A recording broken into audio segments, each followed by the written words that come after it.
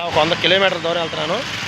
చూసారు కదా, ఈ 100 కిలోమీటర్ల దూరం ఎలా వెళ్తుందో పరిస్థితి. బండి ఏదో ఫుల్ లోడ్తో 100 కిలోమీటర్ల పైనే. చూసారు కదా, మంది టిఫిన్ చేయడానికి వచ్చాం. టిఫిన్ చేసేదానికి ఆపాను. అది 100 కిలోమీటర్లు ఫుల్ లోడ్.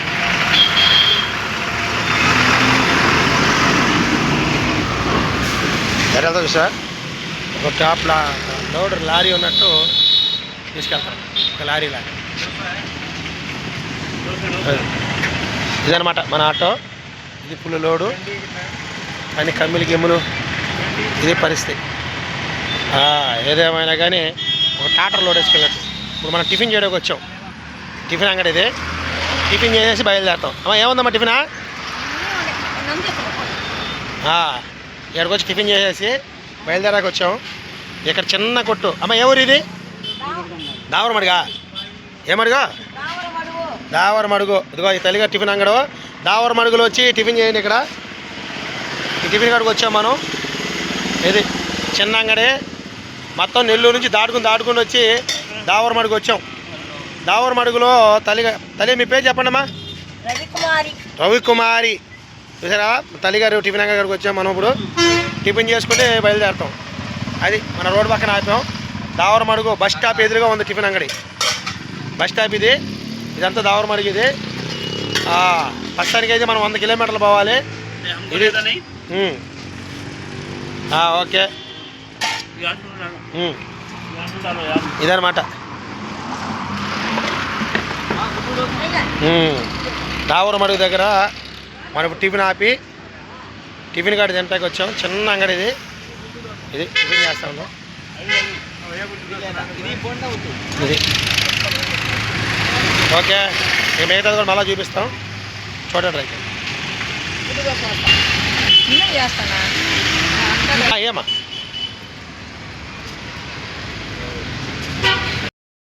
సెంటర్కి వచ్చేసాం. మొత్తం మీద టిఫిన్ చేసుకుని కాసేపులో బయలుదేరుతాం.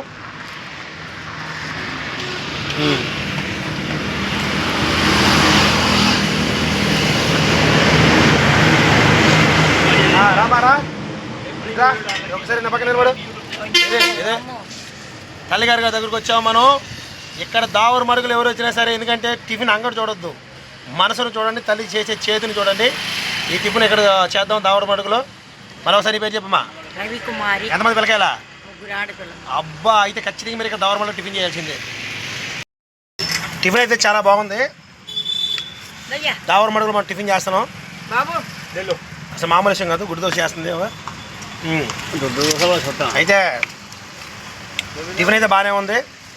మనం దావరమడుగులో కూర్చుని ఇప్పుడు ఆల్రెడీ టిఫిన్ చేస్తూ ఉన్నాం. ఇది పరిస్థితి. ఖచ్చితంగా అయితే దావరమడుగు వస్తే తల్లిగా రంగడి దగ్గర మాత్రం తింటాకి ట్రై చేయండి. బోండాలు కూడా చాలా బాగా నీట్గా బోండా వడ. ఓకే.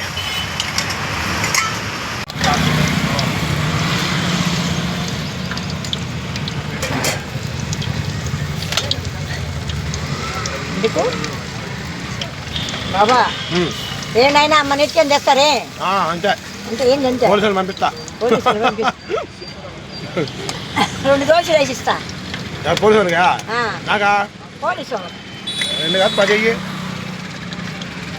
అది టిఫిన్ అనమాట. అరే బాబు మా వాళ్ళు వర్కరు. హీరో వద్దు.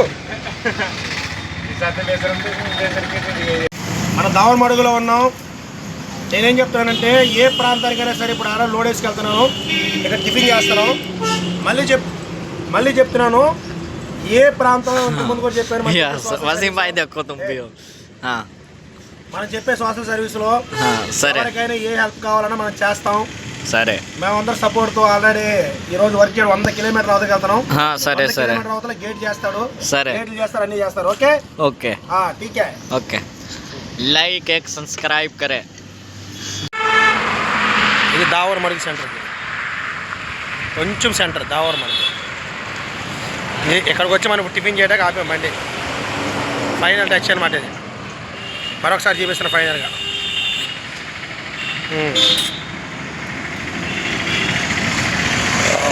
దావరమడుగు